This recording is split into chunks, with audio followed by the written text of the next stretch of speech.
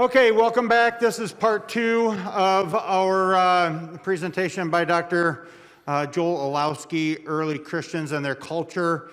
He's going to finish this up from last time and then touch on 2nd and 3rd century and then hopefully get to women in the church sometime before 4 in the afternoon. So it's just the way of pastors, right? We talk a long time because there's so much to talk about. But I'll turn it back over to Dr. Elowsky. Thank you. Yeah, and I was supposed to start off by saying my wife has given me a lot of grief about my haircut, which I haven't gotten cut. I don't get it cut. I won't get it cut until I'm done with COVID, kind of thing. That's what I tell her. So that's what's going on here with this, in case you're wondering. We had a question during the break about. So like when I was in Jerusalem, how did they know where the sites where Jesus, all the things that happened to him, like, his crucifixion, his resurrection, praying at the Garden of Gethsemane, those things. Well, what's interesting, I don't know if you got into this with your history of Acts, but, what happened to Jerusalem after the time of Acts is quite fascinating, kind of sad, actually, that, once Jerusalem was destroyed in 70 AD, that was kind of the destruction of the temple that happened, all of that. It kind of became a shadow of its former self, shall we say. People were still pilgrimages going to Jerusalem, but what ended up happening in 130 or so, 135, Hadrian actually turned it into a pagan city. He expelled all the Jews, all the Christians, everybody. It was just pretty much, he renamed the city even. He called it Aelia Capitolina. And so Jerusalem just survived as a pagan city for the next couple centuries. Talk about devastation of an area. But so then how did they know where Christ, where he was, all these things happened? Well, the thing is what Hadrian also did to kind of try to wipe out every reference of Christianity is he built pagan temples in all the sites where the Christians revered. So when it came time for Elena, Constantine's mother, came to Jerusalem and did pilgrimage, she saw all these and realized those were the markers for the places of Jesus. So that's why they could perhaps know, there's still kind of debate, of course, but at least they had those places marked. So I just thought I'd bring that up as part of that material culture that we were talking about earlier. So to kind of continue where we're at here, as I said here with the teaser here, we're talking in terms of, how Christianity was really very, I would have to say, countercultural. I mean, even as it engaged the culture, as the epistle said, you couldn't tell Christians from anybody else. They don't speak different languages. They look like everybody else. They live like everybody else, but there's something still different about them. And in this next section is really where we see quite a bit of difference. And so much like the internet and TV of today, the Greco-Roman societies were filled with distractions. And that's what I call it. Everything is in our culture is meant to distract us, keep us occupied from anything but God. Even just having your headphones on all the time or whatever, or your screens, it's taking your attention elsewhere. Well, it was the same way in Rome too. They were filled with distractions to stimulate the appetites. Gladiators and charioteers of the ancient world were like the famous football players and boxers of today.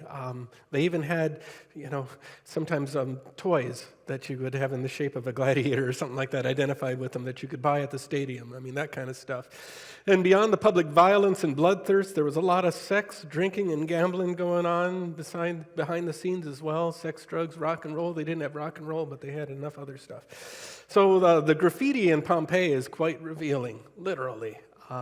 Sexual innuendos and conquests, homosexuality, liaisons, bar fights, thefts, among other things. They're all recorded there, and I can give you the website, but I don't want, that's art-rated, I don't want to give you that. The theaters held classic comedic productions by artists such as Seneca and Terence, but the subject matter often revolved around sex and infidelity that today would probably be rated R, if not NC-17. Chrysostom, he was a church father in the 4th century in Antioch and then in Constantinople.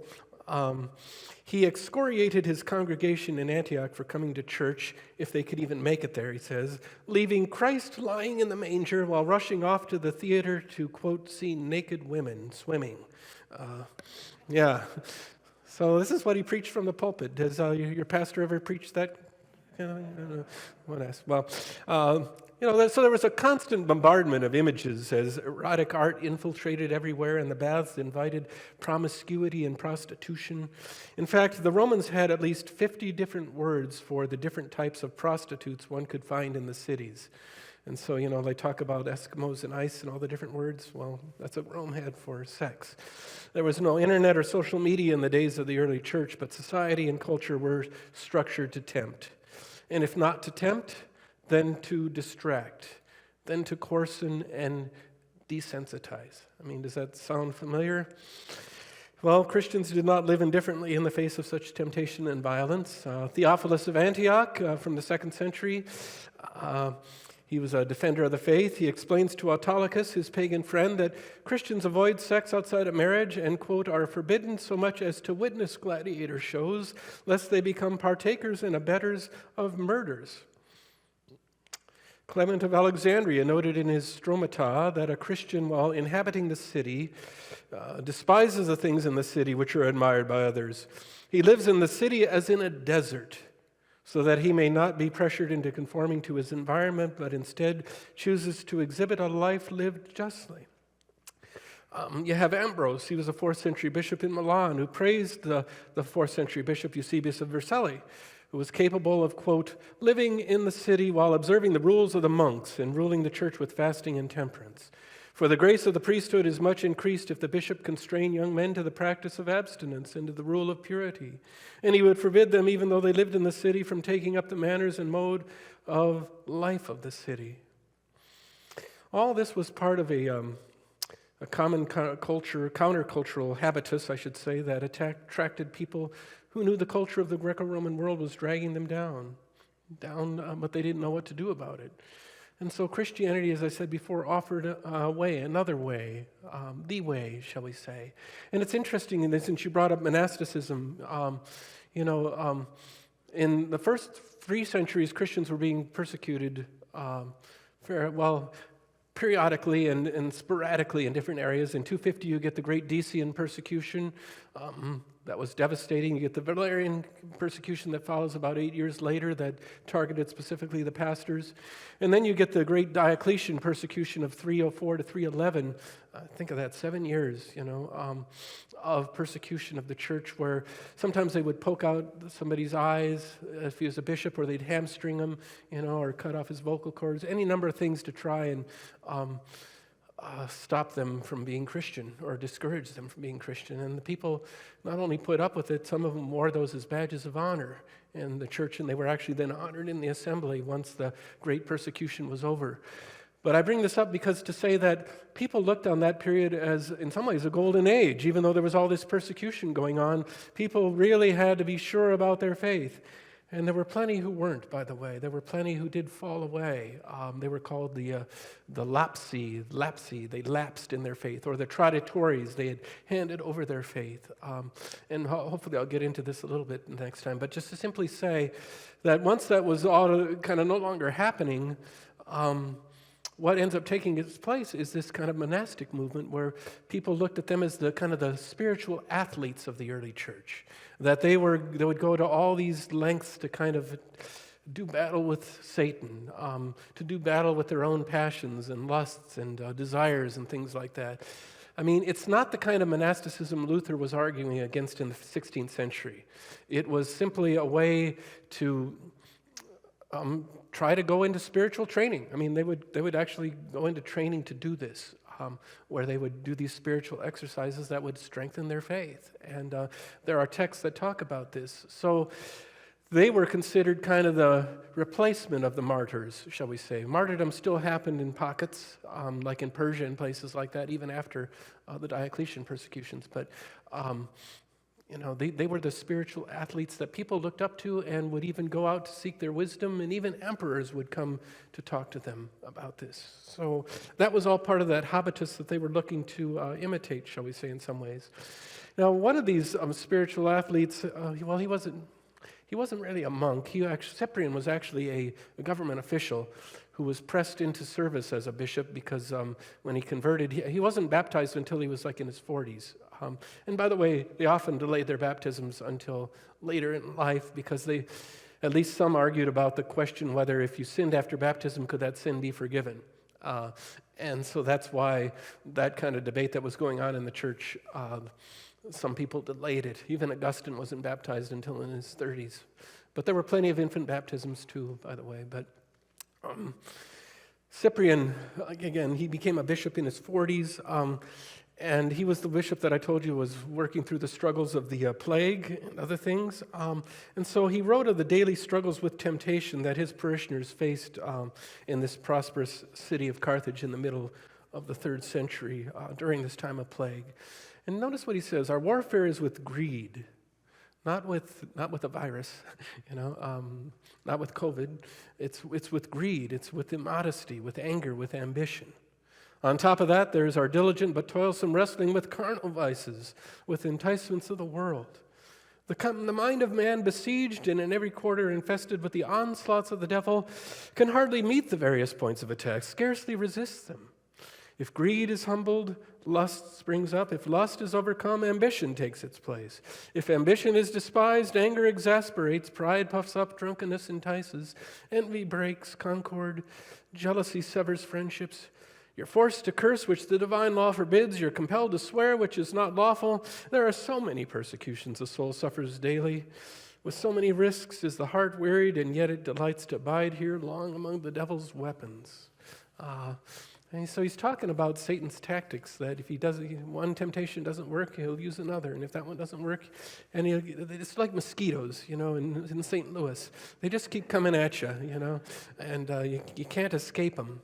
And they're spirits, so they don't get tired.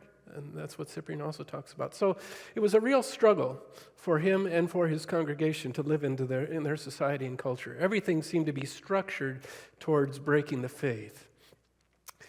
So the temptations were many, and the early church fathers were constantly exhorting their people to avoid them. But they were also actively working among the people in the cities and neighborhoods where their churches were, supporting and encouraging where no support or encouragement could be found otherwise. And one of the encouragements they could provide came in the form of material support. Great wealth could be obtained in the cities where many of the churches were located, but the rich often got richer while the poor got poorer. The 2nd century churchman, Clement of Alexandria, Alexandria was like the New York of the ancient world. It had all the museums, it had all the industry, and culture and everything else. He probably lived in one of the wealthiest cities of the empire. And he preached a sermon on whether the rich could even be saved. That's the title of the sermon, to the distractions and distortions of the faith that their wealth could produce, because those were all things that would distract them. So, whether the rich man can be saved. And his conclusion, I won't leave you hanging. Well, wealth definitely has its drawbacks, but where would the church get its funding for helping the poor and destitute if not from the wealthy? And the fact that even from the very early period, Jesus himself had benefited from wealthy people who had taken care of him and his disciples. So that was kind of his answer to that. But notice he had to really think about that, because the wealth was very enticing and attractive, and sometimes attracting people away from the faith. Ambrose is another bishop that I mentioned. He has served, as I said, as a city magistrate. He was well aware of the temptations, but also the advantage wealth and power could provide. In fact, many of the leading bishops of the early church occupied the sees that put them closest to the seats of power. Places like Rome, Milan, Antioch, Constantinople, Alexandria, Carthage, these all offered considerable power, wealth, and prestige and influence. Some bishops like Ambrose, as I mentioned, were themselves government officials, and they would hear disputes and provide aid for the poor and the indigent, often from their own funds. In fact, Anthony, who we were talking about earlier, he sold everything he had to become, and then became a monk out in the desert. And the sad thing about that is he had a sister too, and initially he had kept some back to keep her okay, and then then he gets another vision and he sells the rest and puts her in a convent, which I don't recommend doing, but so they had some crazy stuff they did that way. But that was sure dedication to the Lord. Many of the bishops, as I say, came from wealthy families and used that wealth in service to the church and their community. Basil, the bishop of Caesarea, he actually built a city within a city. Actually, it was on the outskirts of the city, to provide for the sick and the sojourner. He also encouraged his wealthy parishioners to put their money where their faith was. And supported by his own wealth and theirs, he built one of the first hospitals. They called it the Basilead after him, as a place of refuge for the poor, sick, and destitute. And it wasn't only a hospital, it was a soup kitchen. It was a homeless shelter. It was a place where people not only had their needs met during difficult times, but where the aid they received was accompanied not only by compassion, but also respect, which Gregory of Nazianzus says that's a double relief that way.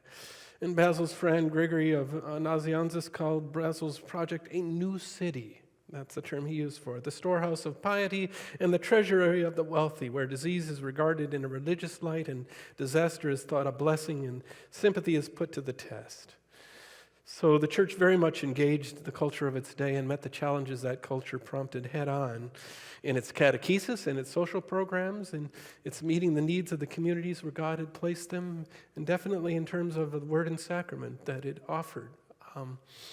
So what I'm going to do, I think, is just skip over this last part because it's more about some other things, and just kind of skip to the conclusion here. Even have a quote there from Pope Benedict. It's interesting. I mentioned that thing. They would even speak sometimes on the hot button issues of the day in their sermons, but they don't get the idea that they were political sermons or anything. But their sermons were very relevant to the life of the people. So, for instance, what happened in Antioch one time is the people rebelled against the emperor. And they did a really stupid thing. They defaced the statues of the emperor. You don't go do that in the Roman Empire and expect no consequences. I mean, that's the kind of thing you would get crucified for, And the whole city kind of was just scared to death because they were just waiting for the emperor to come in and devastate them. And so Chrysostom takes some time to preach about this their pastor in Antioch, and he actually has a series of sermons called On the Statues, and recognizing, letting his parishioners recognizing that what they did was wrong, that it had, but of course they were being overtaxed and things like that, so they felt in their minds justification for it, but they were scared they were going to get totally devastated, and he was able to be a mediator between them and the emperor, and ultimately he didn't take out his wrath on them. But those people got religion, shall we say, It's kind of like when all the churches filled up after 9/11, same kind of thing. So I would say if I had to just summarize, what was going on in the early church then with regard to its encounter with the culture, I would say it really had to deal with the fact that they were, first of all, offering these two ways, the way of life or the way of death, and if you're not on this one, you're on this one, whether you recognize it or not.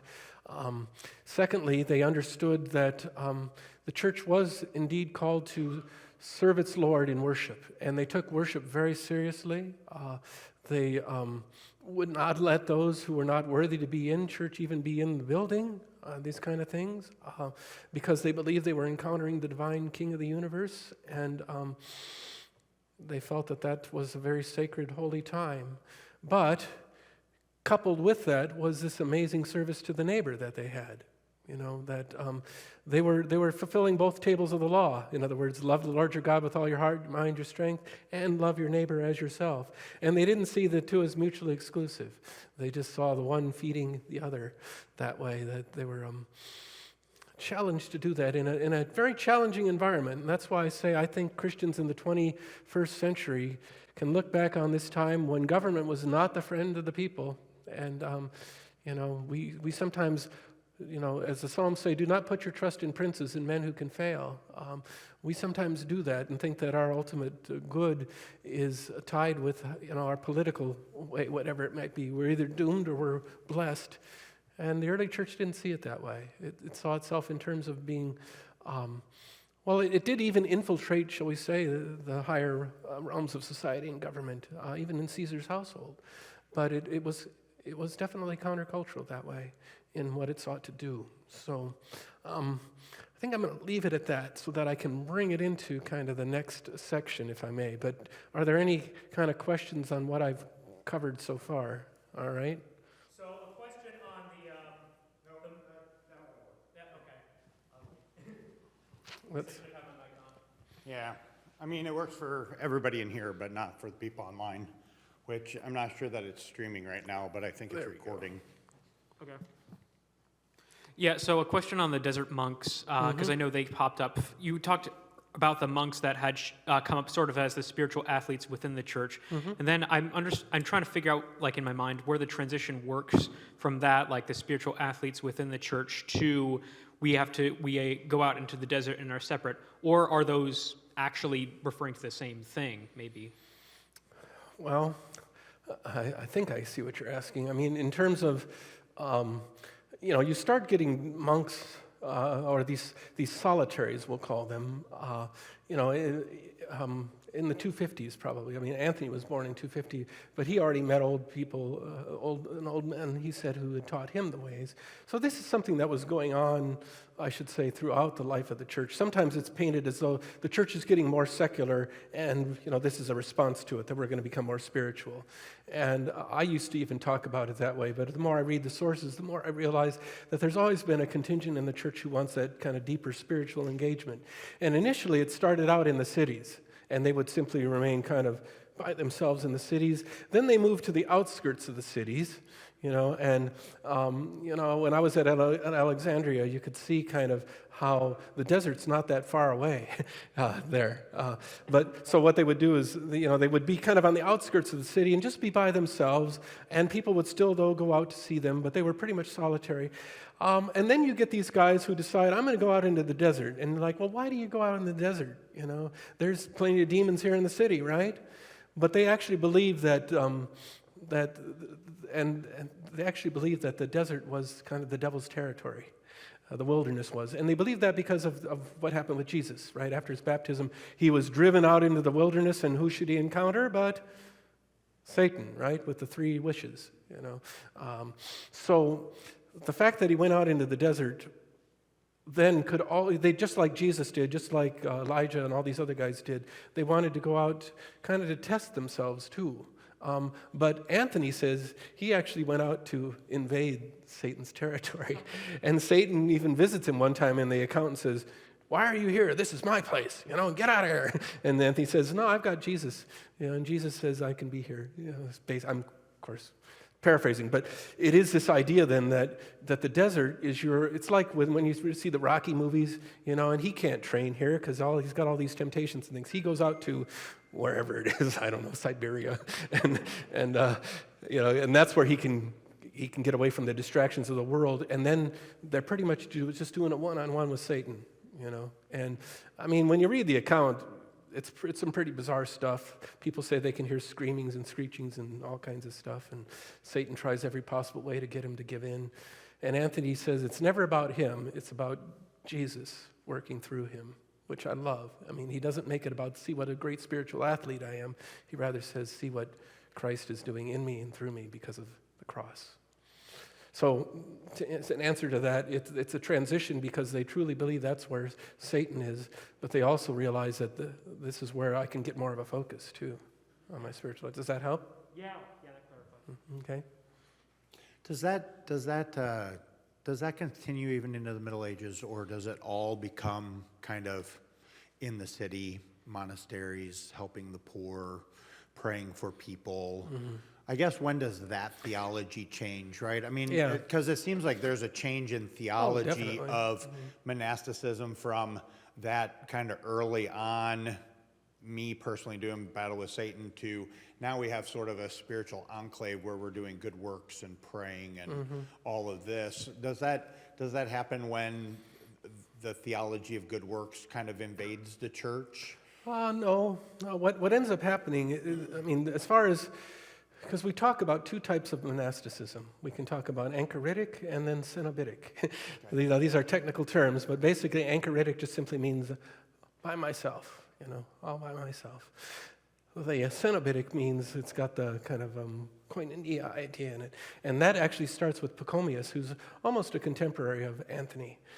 Maybe a little bit, well, he's a little bit later. Let's say he's 4th century, Anthony's 3rd, 4th century. I mean, Anthony lives to be 105 years old. He was born in 250, lives to 354, 355. So you've got somebody like Pachomius then, where they're starting to realize we can either still be out in the desert by yourself, but these desert communities are starting to come together. And so then they start getting these rules that will, which, when you live together, you got to have rules. So he writes a rule, and so does Basil, and so does Benedict, and these others, these rules for how to live together. Now, what ends up happening later, and I would say you've got these Cenobitic communities already in the 4th century, but they're not really the kind of stuff Luther's got to deal with until later in the Middle Ages, when you start getting people who, the whole penitential system gets changed when, you start having more about purgatory and the fact that there are these monks who are higher spiritual ones whose lives are actually spiritually worth more. I would put that in the Middle Ages, though. It's not So it's really kind of a gradual progression. Yeah, and the other thing is it's depending which region you're talking about. In Syria it's one thing, in Europe it's another, in Africa it's another still, and that's one of these things where I can't just say it happened like this as a historian. At least I can. Okay. Any other questions before we go on?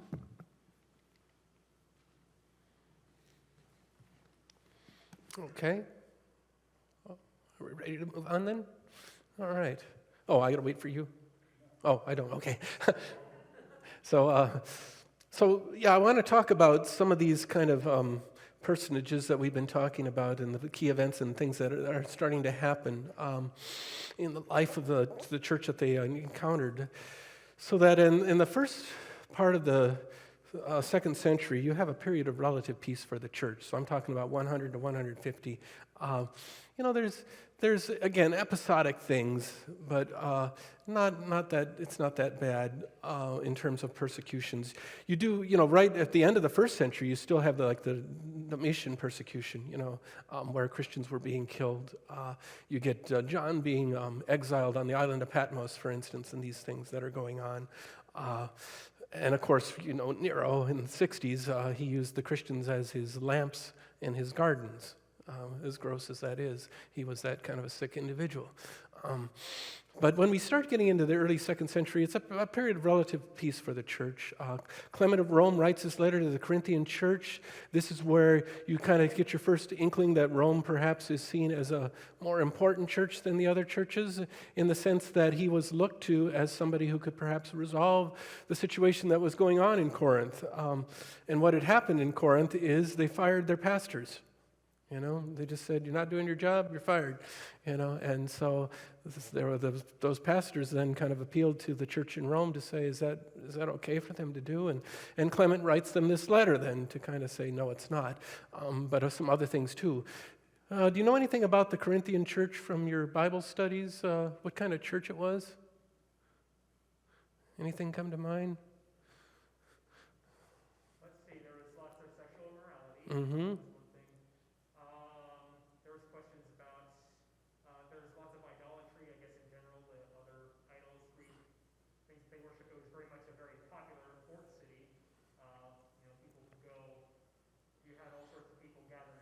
Mm-hmm. Yeah, they had to deal with a lot of temptations and things like that, but the one thing that they're known for is their divisions, And one of my profs called them the preacher killer church, That's the term that he used, because they just, I'm with Apollos, well, I'm with Cephas, well, I'm with Jesus, and everybody's with everybody, and that stuff was still going on. This church, 50 years later, was still struggling with kind of the divisions in the life of the church, and that's what Clement then has to kind of write them a letter to explain.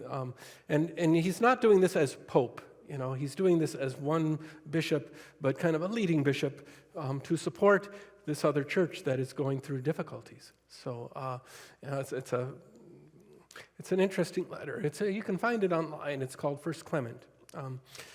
Well, you've got 5 good emperors, Trajan, Hadrian, Antoninus Pius, and 2 emperors who fit into the second half, Lucius Verus and Marcus Aurelius. Luke's got all those memorized. But Trajan, of course, if you go to Rome, you can see Trajan, the Arch of Trajan, and Hadrian I talked about before as the one who devastated Jerusalem in a pagan city.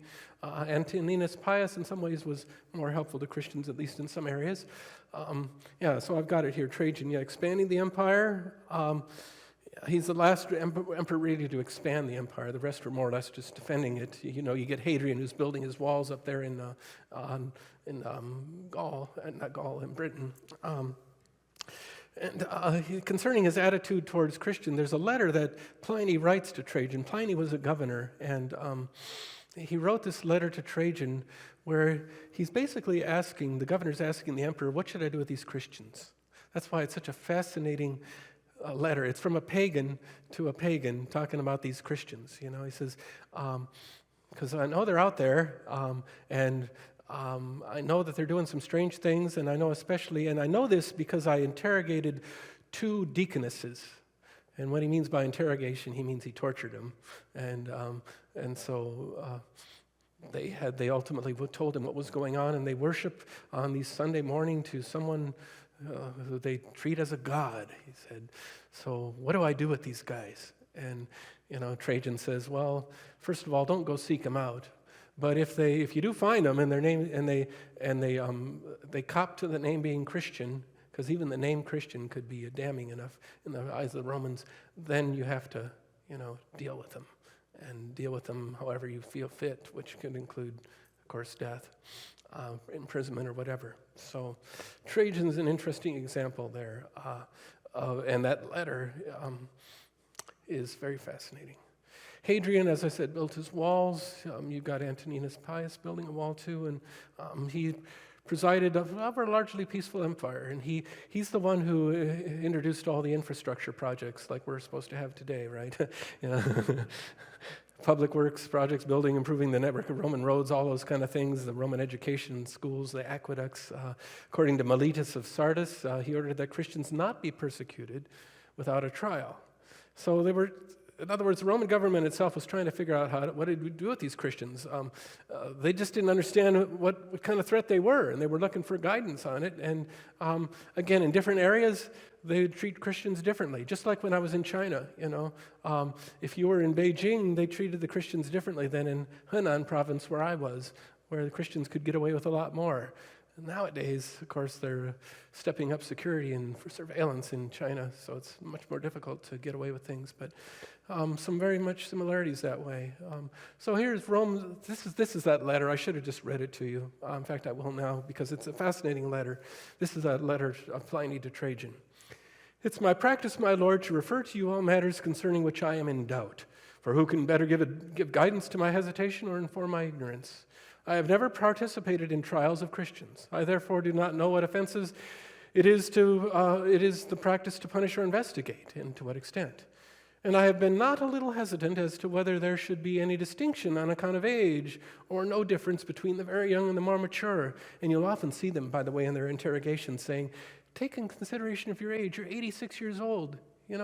Just go and pinch some incense. You shouldn't have to go through this. They would actually talk to the Christians like that. Let's see. Whether a pardon is to be granted for repentance, and what they mean by repentance is you stop being a Christian, not stop sinning. Or if a man has once been a Christian, it does him no good to have ceased to be one, whether the name itself, even without offenses, or only the offenses associated with the name are to be punished. So do I punish him just because he says he's a Christian, or do I punish him for the offenses he did, and then I got to get those out? Well, he says, meanwhile, in the case of those who were denounced to me as Christians, notice people are turning in their neighbors, and stuff. I have observed the following procedure. I interrogated these as to whether they were Christians. Those who confessed, I interrogated a second and a third time, threatening them with punishment. Those who persisted, I ordered executed. So you could just be threatened with punishment, but you could also get executed for it. For I had no doubt that whatever the nature of their creed, Stubbornness and inflexible obstinacy surely deserve to be punished. That's the thing the Roman government hated the most. There were others possessed of the same folly, but because they were Roman citizens, I signed an order for them to be transferred to Rome so you can deal with them, basically. Which is, of course, what happened to Paul. Remember, he appeals, and then he goes to Rome, and Ignatius did the same thing later on. This is just a little bit more, and then I've got Trajan's response. Soon accusations spread, as usually happens because of the proceedings going on, and several incidents occurred. An anonymous document was published containing the names of many persons. Those who denied that they were or had been Christians, when they invoked the gods in words dictated by me, so they would tell you what to say, offered prayer with incense and wine to your image, that's a libation offering which they would pour out to the emperor, which I had ordered to be brought for this purpose, together with statues of the gods. So they'd have all those things a Christian had to do, and moreover, they would curse Christ, none of which those who are really Christians, it is said, can be forced to do. These, I thought, should be discharged. So if you did all that, then you could get discharged and not have to suffer. Others, named by the informer, declared that they were Christians, but then denied it, asserting that they had been, but had ceased to be. Some 3 years before, others many years, some as much as 25 years. So somebody who had been a Christian for 25 years decided to say, I'm not one anymore. Sad thing. They all worshipped your image and the statues of the gods and cursed Christ. They asserted, however, that the sum and substance of their fault or error had been that they were accustomed to meet on a fixed day before dawn, and that fixed day was Sunday, and sing responsively a hymn to Christ as to a God, and to bind themselves by oath, not to some crime, but not to commit fraud, theft, or adultery, not falsify their trust, nor to refuse to return a trust when called upon to do so. In other words, the second table of the law. When this was over, it was their custom to depart and to assemble again to partake of food, but ordinary and innocent food. Even this, they affirmed, they had ceased to do after my edict, by which, in accordance with your instructions, I had forbidden political associations. Accordingly, I judged it all the more necessary to find out what the truth was by torturing 2 female slaves who were called deaconesses. But I discovered nothing else but depraved, excessive superstition. That's a pagan's view of what Christians were doing. And it sounds like their worship was, similar to ours in many ways. We've got other documents that will show that. The fact that they got up early on Sunday to worship, and the meal was probably what they call an agape feast, probably not the Eucharist, although it might have been, it could have been. They did both. They had a Eucharist during the liturgical celebration, but sometimes this flowed right into kind of a fellowship meal that they would have together too. I've one more line, sorry. I therefore postponed the investigation and hastened to consult you. For the matter seemed to me to warrant consulting you, especially because of the number involved. For many persons of every age, every rank, and also of both sexes are and will be endangered. For the contagion of this superstition has spread not only to the cities, but also to the villages and farms. So like I said, it was already out in the countryside. But it seems possible to check and cure it. It is certainly quite clear that the temples, which had been almost deserted, have begun to be frequented, that the established religious rites, long neglected, are being resumed, and that from everywhere sacrificial animals are coming, for which until now, very few purchasers could be found. Hence, it is easy to imagine what a multitude of people can be reformed if an opportunity for repentance is offered. It reminds me of kind of the Screwtape Letters when the devil talks to people. This kind of conversation. So, this is Trajan's response to all that. What I find fascinating is you get a picture kind of what Christian life was like, and the fact that the Romans often didn't know what to do with them. They were just as puzzled as everybody else. Well, Trajan says, you observed proper procedure, my dear Pliny, in sifting the cases of those who had been denounced to you as Christians. For it is not possible to lay down any general rule to serve as a kind of fixed standard. They're not to be sought out. Notice that. If they are denounced and proved guilty, they are to be punished, with this reservation that whoever denies that he is a Christian and really proves it, that is, by worshiping our gods, even though he was under suspicion in the past, shall obtain pardon through repentance. But anonymously posted accusations ought to have no place in any prosecution, for this is both a dangerous kind of precedent and out of keeping with the spirit of our age. So he didn't like the idea of these kind of denunciations from without. So Christians should not be sought out for trial. They must be punished if accused. They are found guilty of being Christians, so the name was enough to convict. And if the accused deny they are Christians and show proof that they're not Christians by worshiping the gods, then they're pardoned. And it's not quite emperor worship at this point, by the way. That happens kind of definitely with Diocletian, and you do get it with certain emperors. But it's more the civil religion that I talked about earlier, that the Christians should be honoring the gods. Now, they were supposed to honor, though, as we saw, the genius of the emperor, which could be another way of saying his divinity. So there's scholars debate about that. And so no anonymous accusations either. So the other key events that are happening, I wanted to bring that one up to kind of highlight how the persecution wasn't just this empire-wide thing at this time. It was governors kind of asking for emperor's advice. You also have that Bar Kokhba revolt of 132 to 135. That's the final straw for Rome in dealing with the Jews. This has been kind of an ongoing battle, and Hadrian defeats